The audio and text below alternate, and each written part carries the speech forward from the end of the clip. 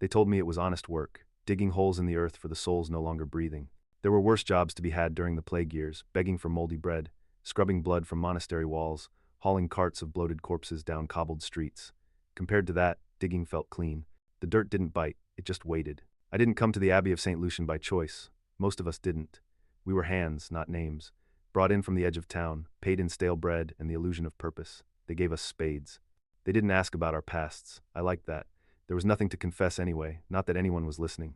The first time I touched the soil there, it was soft. Too soft, as though it had been disturbed recently, and often.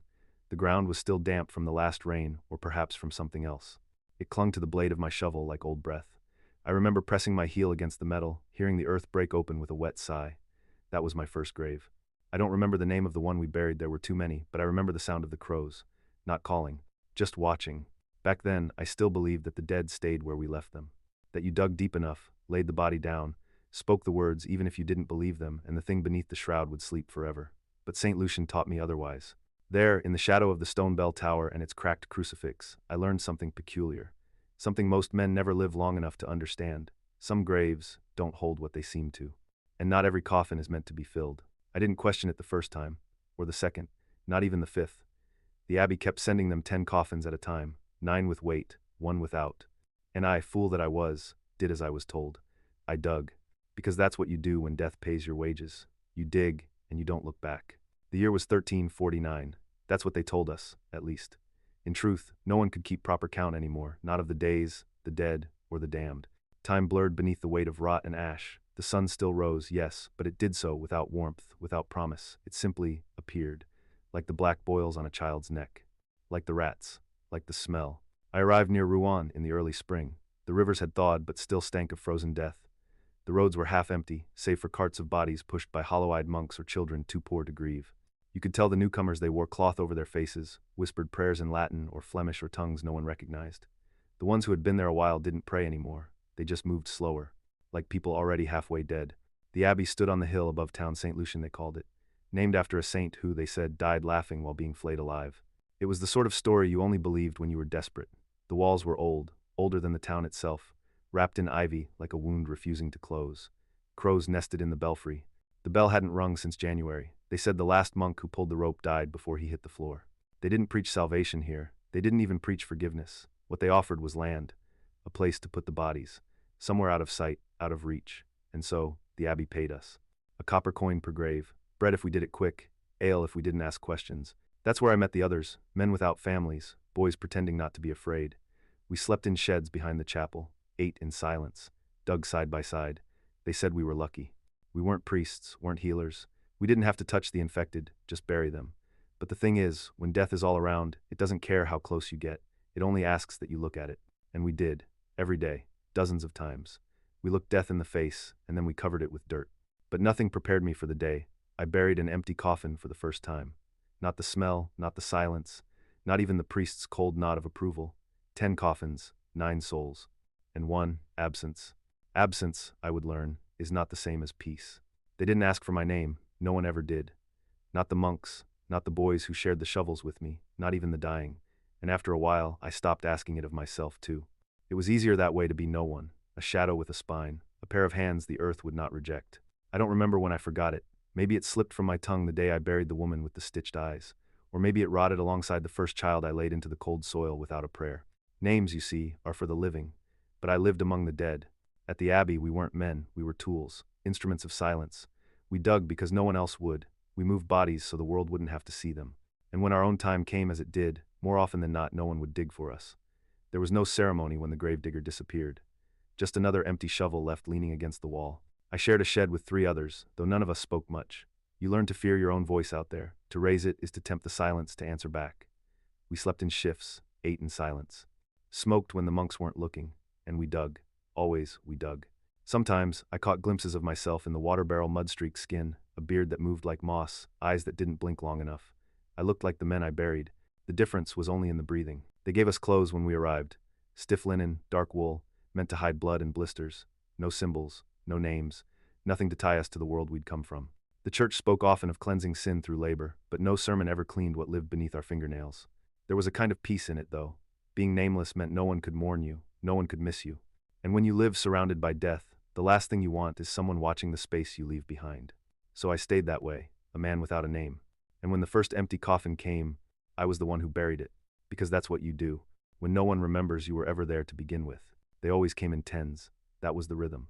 10 coffins, lined in a crooked row at the foot of the bell tower, just as the sun dragged itself over the hills. It became so routine I could feel the weight of each one before I touched it. A child, light; a mother, heavier; a priest, bloated and stiff. You learn to recognize death not by name, but by the pressure it leaves behind. But then came the 10th. I remember the first time I noticed it. Late spring. The fields had begun to green again, but the graves still drank faster than the rain. We lifted the lids one by one gently, always gently. Death hates noise. And when we opened the last one, it was there, or rather, it wasn't. No body. Just folded linen, clean and untouched, as if waiting for something that never arrived. We stared at it, the four of us. No one spoke, no one moved. It was as though the absence itself filled the space more than a corpse ever could. A monk, Father Udine, I think, stepped forward and said only, "Proceed." His voice was quiet, firm. Not shocked, not curious, just practiced. So we buried it. The same way we buried the others. One spade of dirt, two. No questions. The ritual did not care for contents, just completion. And when it was done, the monk scratched a small cross on a piece of wood and shoved it into the ground. No name, no number, just a mark like you'd leave on a beast's stall. I thought it was a one-time thing, a clerical error, maybe. A body delayed, a space reserved, but the next day there were 10 more, and again the 10th coffin was empty. And then the next week, and the next. I stopped wondering aloud. You learn to keep your mouth shut when the answers are worse than the silence. I buried them all the same, the filled ones with prayer, the empty ones with something else.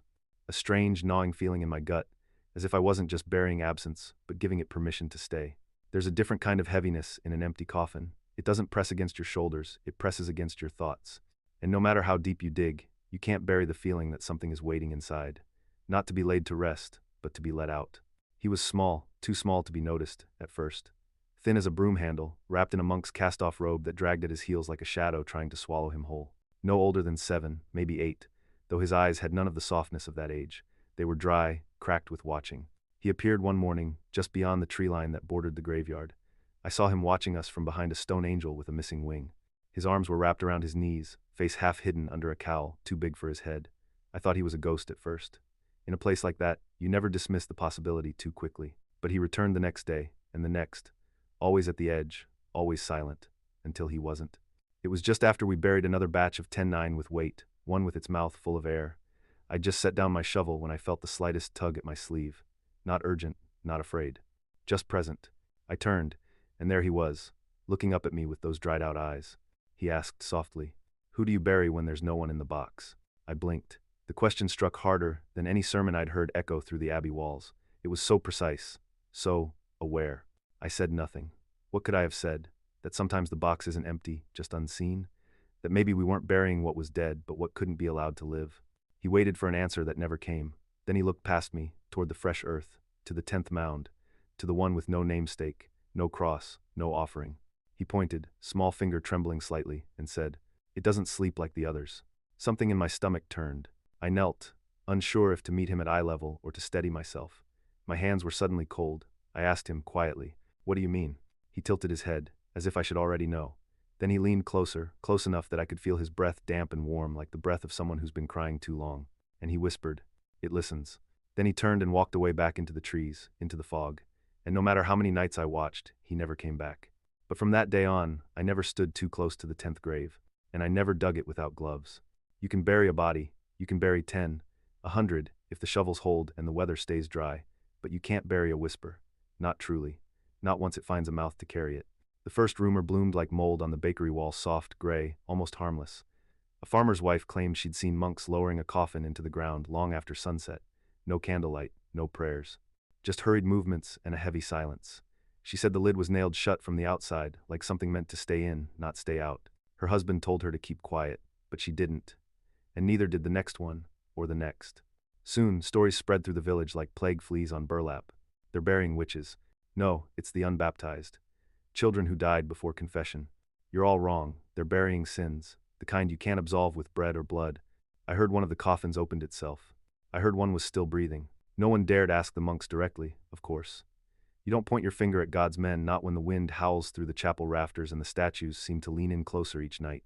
Instead, people turn their questions inward, quietly. Behind closed doors, under blankets, beside half-burned candles. Mothers began drawing chalk symbols on their doors, some taken from old scripture, others older than scripture itself. Children were kept inside at dusk. Chickens were slaughtered without prayer. Wells were covered with stones, not lids. The village began to fold in on itself like a hand closing over something sharp. One man, a mason, old and drunk on grief, tried to follow a burial party one evening. They say he came back pale and mute, fingers black from digging. He wouldn't speak again. Not until his own funeral, weeks later, when they say his jaw unhinged in the coffin and let out one word: empty. I heard these things in fragments, mostly, over cracked mugs, and from men who only spoke when the fire burned low. They didn't speak of me, the digger. But I knew, somehow, they blamed me anyway. Not for the deaths. No, we had the plague for that. They blamed me for the forgetting, for helping the abbey bury what none of us were ready to remember. And maybe they were right. It happened on a night colder than most, the kind of cold that doesn't settle on your skin but slips under it, curling around your ribs like a memory you didn't want to remember. The fog was thick that evening, not rolling but clinging, stretching across the ground in a hush that muffled the crunch of gravel and the quiet coughs of the dying. I remember thinking that even the birds had gone quiet. The crows, who usually nested in the chapel's broken bell tower, were nowhere to be seen. As if something beneath us had finally made even them afraid of heights. The day's burials had been like any other. 10 coffins, 9 full, 1 not. The others had gone back to the sheds, some to sleep, others to drink. I stayed behind under the pretense of gathering tools, but the truth was simpler. I didn't want to go near the walls. Something about that night told me to keep moving, to keep my back to the abbey and my eyes on the ground. My boots took me toward the far edge of the cemetery to the older rows, where time had chewed away at the names and stones alike. That part of the yard was quieter, untouched. The graves there had long since stopped being visited. Only the moss and the wind remembered them. There was one in particular I remembered, one of the first I'd ever dug at St. Lucian. It stood out not for who had been buried there, but for who hadn't. It was the first time I'd ever lowered an empty coffin into the earth, back when I still had questions and believed that someone would answer them. But now, the ground had changed. Subtle, but real. The soil was no longer flat. It had sunk, slightly, bowed inward like the top of a rotten loaf. Something beneath had moved, not much. Just enough to be noticed by someone who spent his life staring at the earth. I told myself it was frost, the ground cracking as the spring thaw broke apart winter's grip. But the lie didn't hold. Not in my chest, not in my hands. I lifted a shovel, slowly, carefully, not like a man doing his job, but like a man opening the lid of a box he isn't sure he ever closed properly. I didn't want to find anything. I only wanted to prove there was nothing there. 6 inches down, the dirt turned wet. 8 inches, and the steel struck something softer than wood, something that gave like cloth.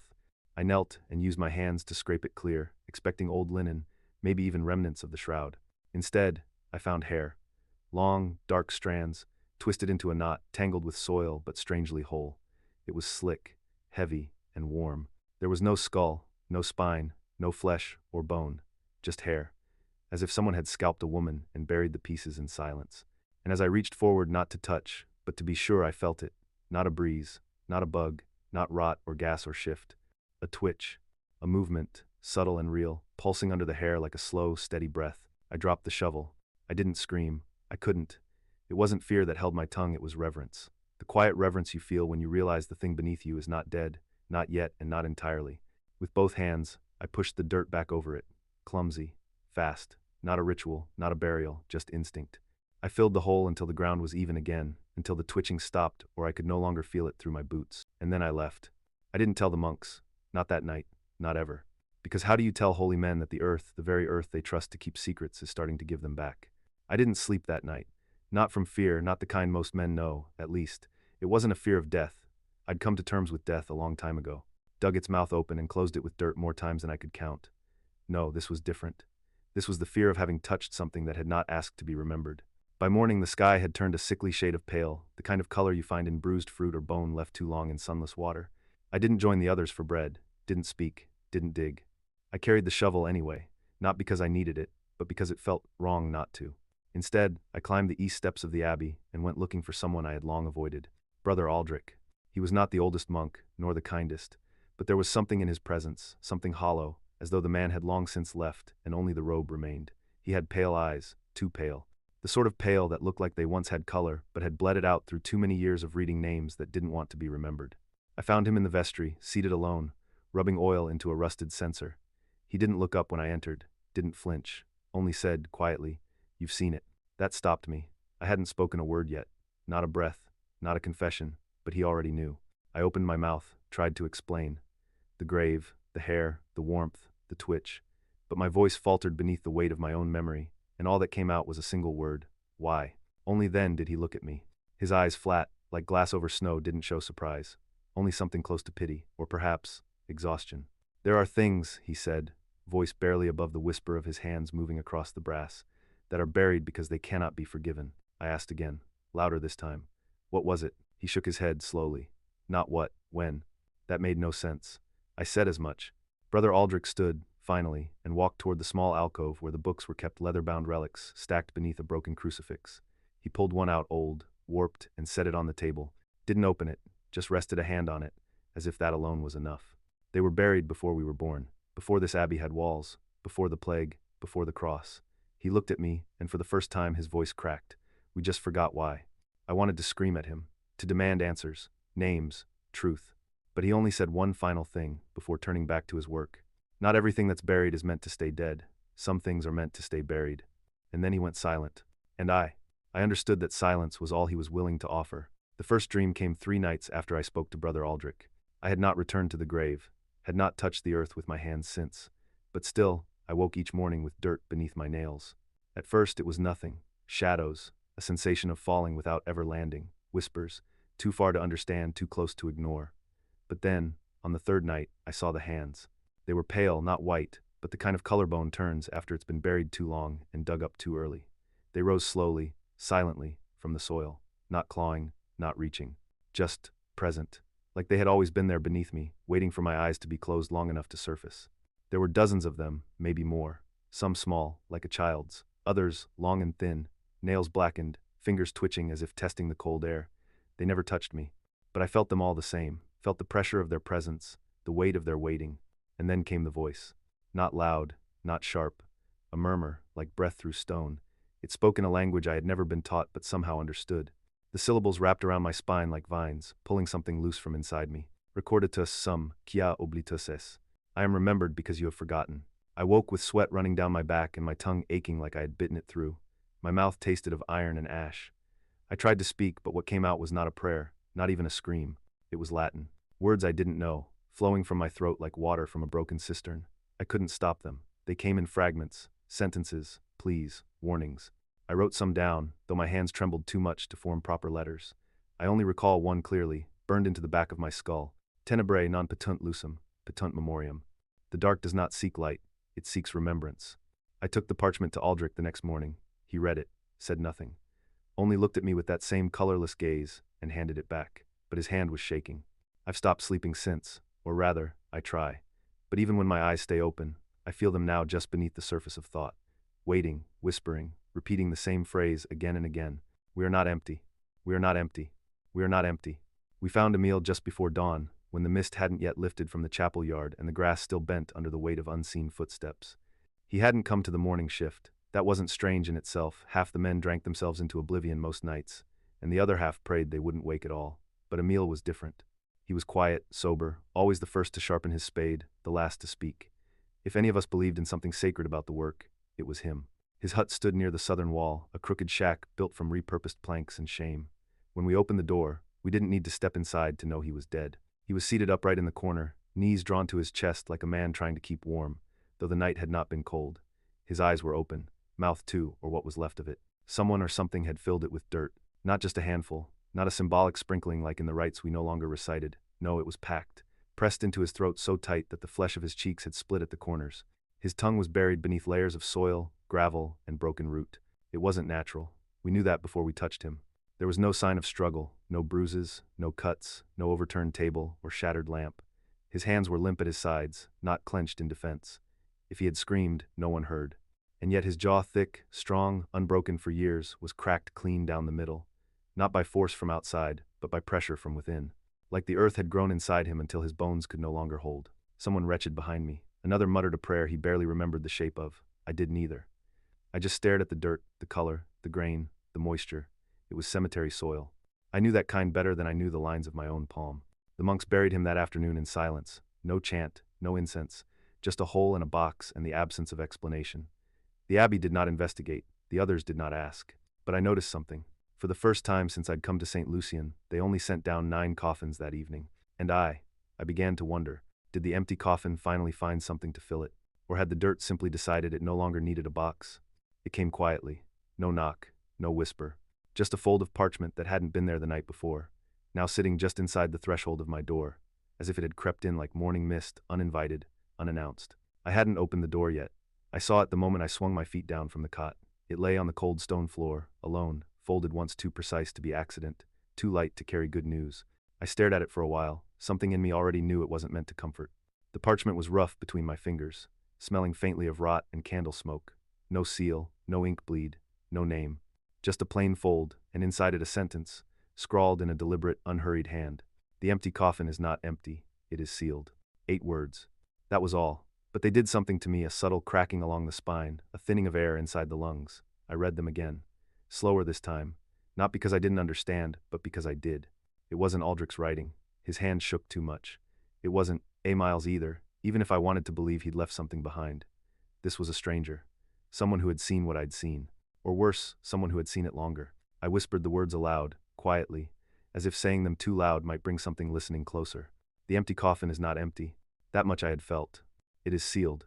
Sealed. Not unfilled. Not forgotten. Not ceremonial. No sealed.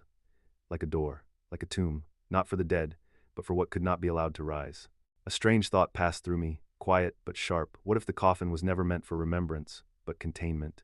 What if it was never meant to rest, but to restrain? And suddenly I saw the pattern in everything, the silence of the monks, the indifference to names, the wooden markers without letters.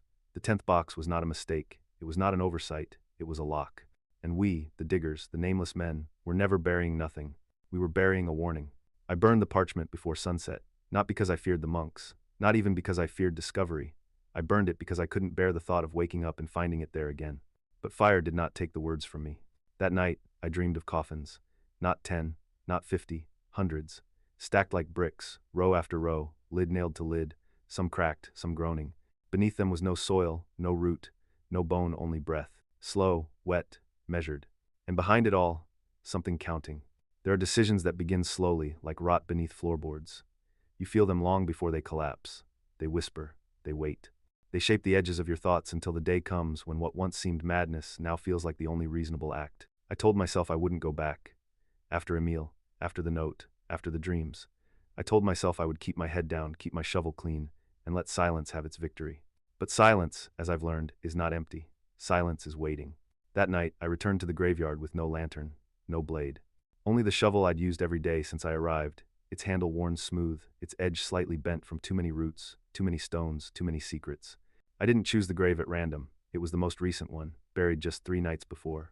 The 10th, as always. No name, no weight, no mourning. I started to dig. The earth came away easier than I expected, as if it remembered me. As if it, too, wanted to see what had been hidden. My hands moved without thought, muscle and memory working faster than fear. The cold didn't bite. The fog didn't cling. There was only the rhythm of metal into soil and the steady pounding of my own heart. When the lid emerged, it came with a sound I hadn't heard in years, not the scrape of tool on wood, but something else. A creak, a sigh, like breath catching in old lungs. I froze, waited. But the air held. The box was ordinary in shape, plain pine stained with damp, but the surface bore no rot. It was too clean, too preserved, as if time had been told to leave it untouched. I ran my hand along the top and found no seal, no lock. But when I pried it open, I saw why it stayed shut. There was no body inside, no cloth, no weight. Just strands of long black hair coiled in the center like a spider's nest. They were dark, slick, and impossibly fresh. A faint sheen of moisture clung to them, and beneath, something metallic glinted. An iron nail. Not like the ones used to bind coffins shut, not across the lid. This one had been driven down through the base of the box, straight through the wood and into the dirt below, thick, rusted, almost ceremonial in shape. It didn't fasten the box closed, it anchored it. And as I leaned closer, the scent hit me, not decay, but something older. Bitter herbs, ash, iron and oil, and a sweetness that didn't belong in death. That was when I knew this wasn't a coffin. It was a prison. A cell for something that didn't die, but had to be kept buried. And I had just opened it. As I stood over that open coffin, hair slick with something older than rot, iron nails still trembling as if it had just been struck, a memory surfaced. Not slowly, not gently. It rose like smoke from a fire I thought had long gone cold. My grandfather had been a quiet man, a mason by trade, a drunk by necessity. He died in winter, wrapped in wool and silence, long before I ever picked up a shovel. But I remember his voice deep, hoarse, full of corners. And I remember the night he told me about the Crusaders. It was after a storm. I must have been 10.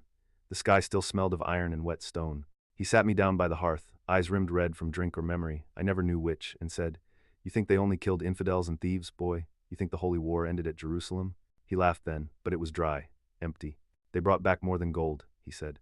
"They brought back names, whispers, things that bled wrong, things that could walk in another man's skin, drink light like wine, and speak in tongues no priest could bless." He told me of coffins made not to honor the dead, but to contain the undying.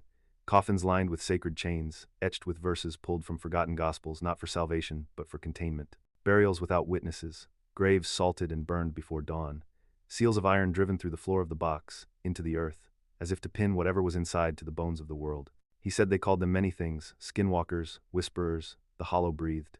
Some looked human, most didn't by the end, but they all shared one truth.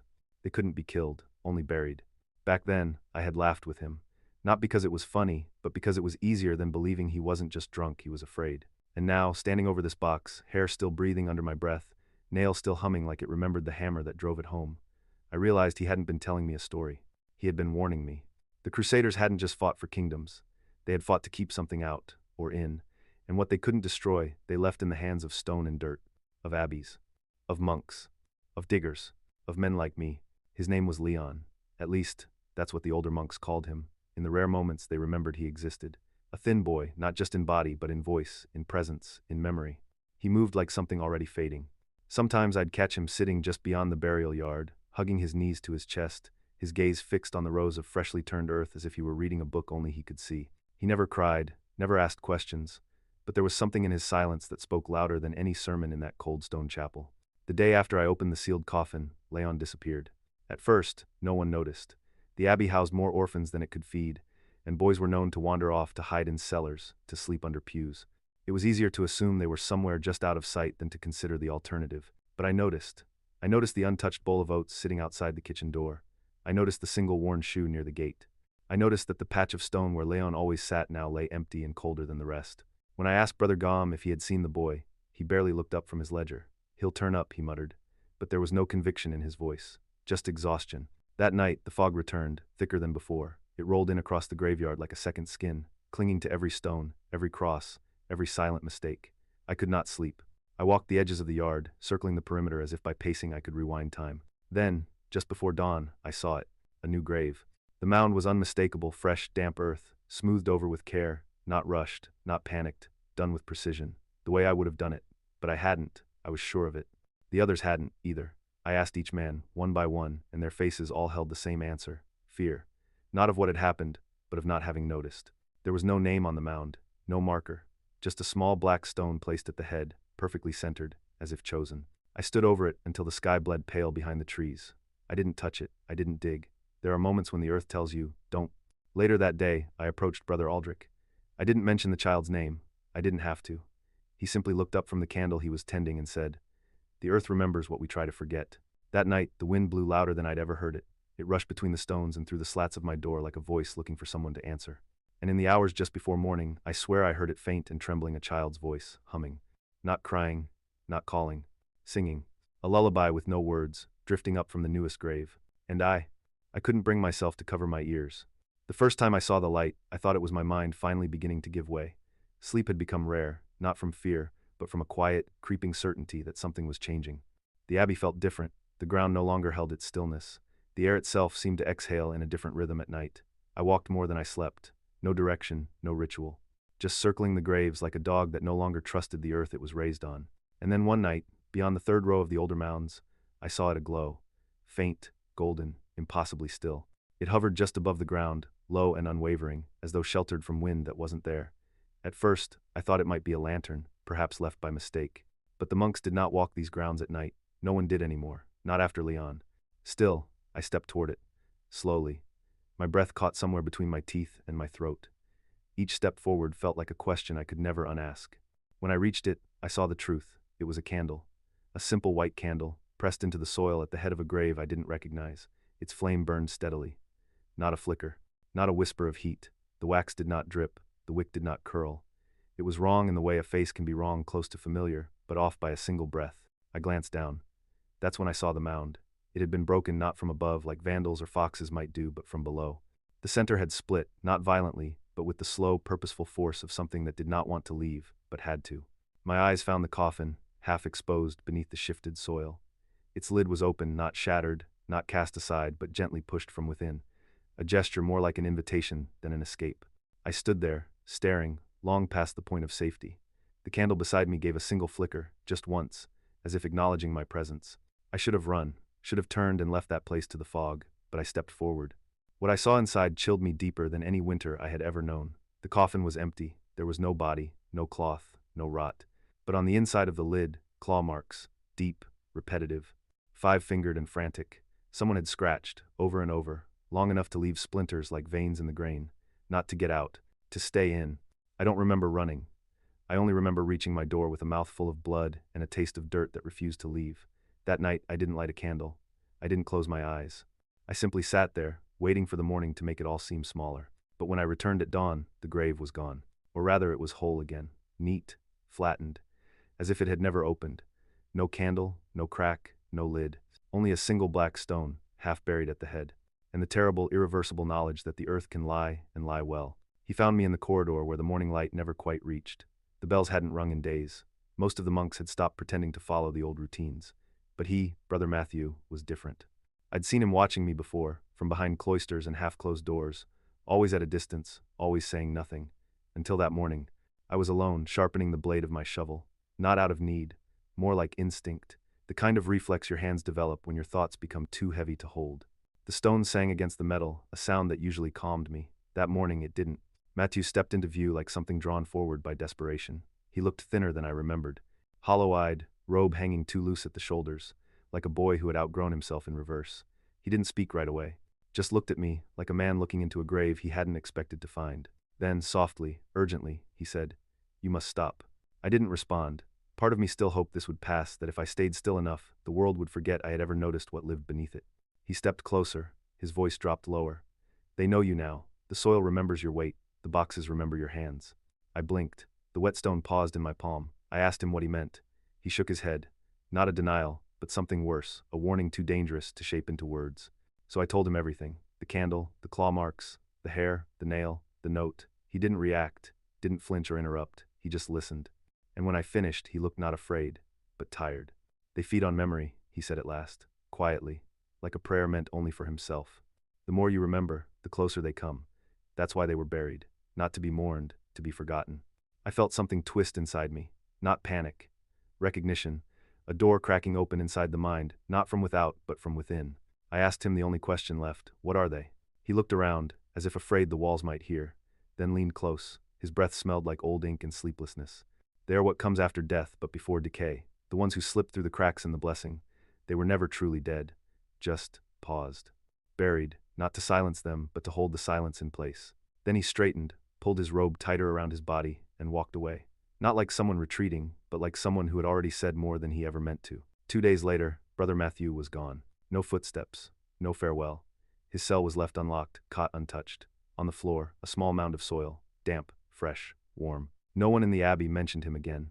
His name was not read aloud at prayer. His candle at the altar was quietly removed. But I remembered, and that I finally understood was the problem. I decided to leave without ceremony. No goodbye, no stolen candle from the chapel. Just a quiet folding of cloth, a pocketing of bread, and the slow, deliberate movements of someone who knew it wouldn't matter. I didn't run because I wasn't being chased. Not yet. I moved like a man walking out of a burning house after watching it smolder for too long, already carrying the smoke inside his lungs. There wasn't much to pack. My hands reached for the few things I still recognized as mine: a dull tin cup, a patched cloak, a small cloth satchel with a broken strap, and the shovel. That shovel. I considered leaving it behind, but it felt more like a limb than a tool now. Its wood was worn smooth where my palms had pressed 1,000 times. Its blade was notched from stone, root, and bone. It was part of me, whether I wanted it to be or not. I didn't tell anyone. There was no one left to tell. The other diggers had stopped talking days ago. The monks drifted through the halls like smoke, never speaking unless you forced them to. Even the bells had gone quiet. The abbey, like the ground beneath it, had grown tired of pretending, and so had I. That night, I didn't sleep. I sat in the corner of my cell, sack at my feet, eyes fixed on the wooden door. I wasn't waiting for courage. I wasn't even waiting for light. I was waiting for something I couldn't name. and just before the sun could rise, I opened the door slowly, cautiously, and there it was. A box. It sat on the threshold, right at the point where shadow met the morning. Plain wood, small, the size of a cradle or a traveling chest. But I knew what it was the moment I saw it, a coffin. Child-sized, newly built, unscratched, closed but not sealed. I didn't move. My breath had left me. It hadn't been there the night before. I would have stepped over it, stubbed my toe against it, anything.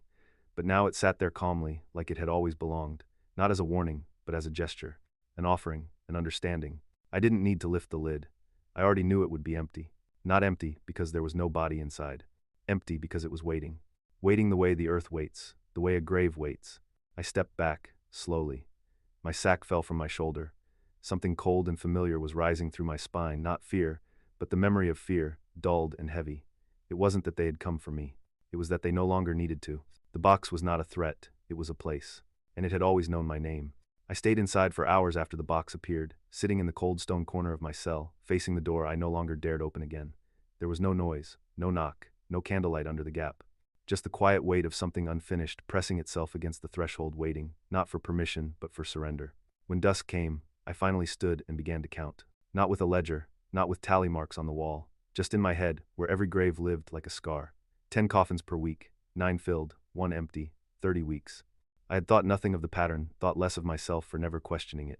But now the numbers came back to me like breath in reverse.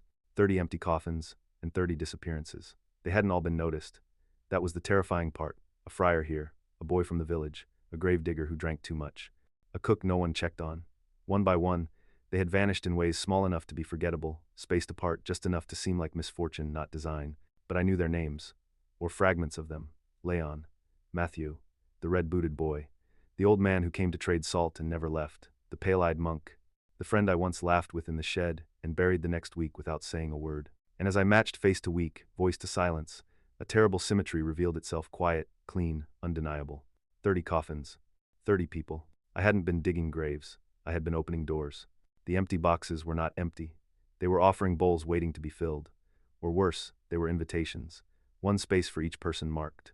A slot already carved into the rhythm of the abbey, waiting for the right breath, the right dream, the right opening. My hands began to shake.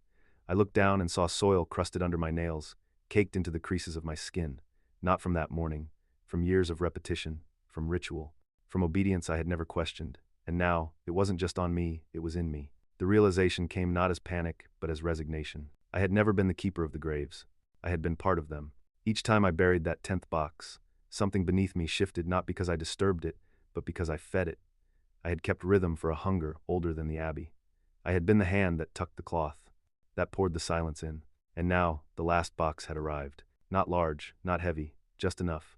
Enough for someone who had watched too long, dug too deeply, counted too late. The earth no longer needed to pull me down.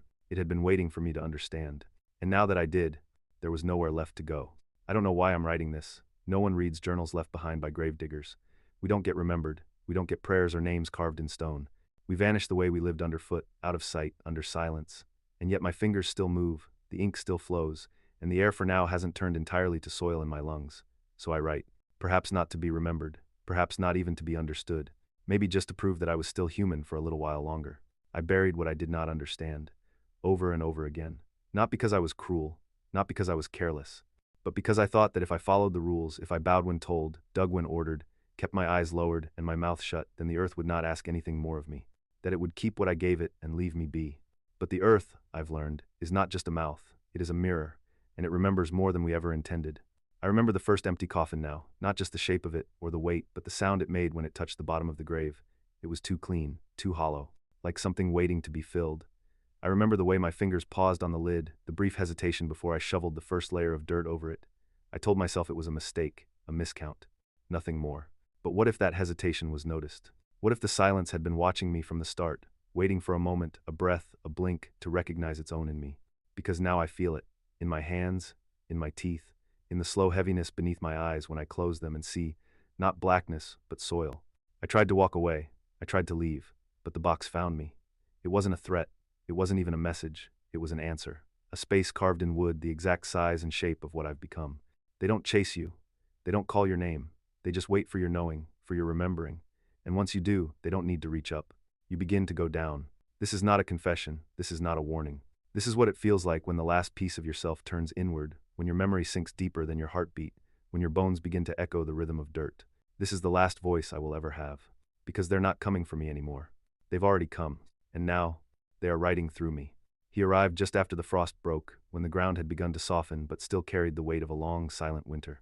The abbey stood the same as it always had, weathered stone and shuttered windows, bells that no longer rang. The birds did not sing near it, the wind avoided the belfry. He did not notice. They gave him a shovel. No one asked his name. He didn't offer it. That was part of the work, he supposed. The kind of labor meant for men who didn't carry questions. He had strong hands, a quiet walk, and the kind of eyes that had seen loss but had stopped writing it down. That was all they required. His first day was brisk and clear. The light cut through the trees like clean glass. One of the monks' face hidden beneath his hood led him to the cart. 10 coffins waited there, lined in 2 neat rows. No flowers, no family, just wood and silence. He counted them, as instructed, 10. They brought out the papers. 9 names, 9 causes of death, all written in the same hand. Plague, fever, starvation, drowning. The 10th had no name. When he lifted it, he noticed the weight first, or rather, the lack of it. It didn't sag his shoulders the way the others did. It moved too easily. It didn't creak. It didn't groan. The lid was closed, but not nailed. Just sealed with a strange dark wax at each corner. He paused, looked at the monk. The monk said nothing. So he lowered it into the grave like the others. No questions, just the rhythm. 1 spade of dirt, 2, step back, repeat. By midday, all 10 were in the ground. That night, he sat alone in his quarters, writing nothing, thinking nothing, only listening. The walls made no sound. The beds around him were empty. A thin draft curled along the floorboards like something breathing beneath them. In the dark, a thought came to him. Not sharp, not loud, just present. Some graves are not meant to hold the dead. They're meant to keep them from coming back. He did not sleep. And in the garden beyond the chapel, beneath the 10th mound of fresh, dark soil, the earth remembered his name.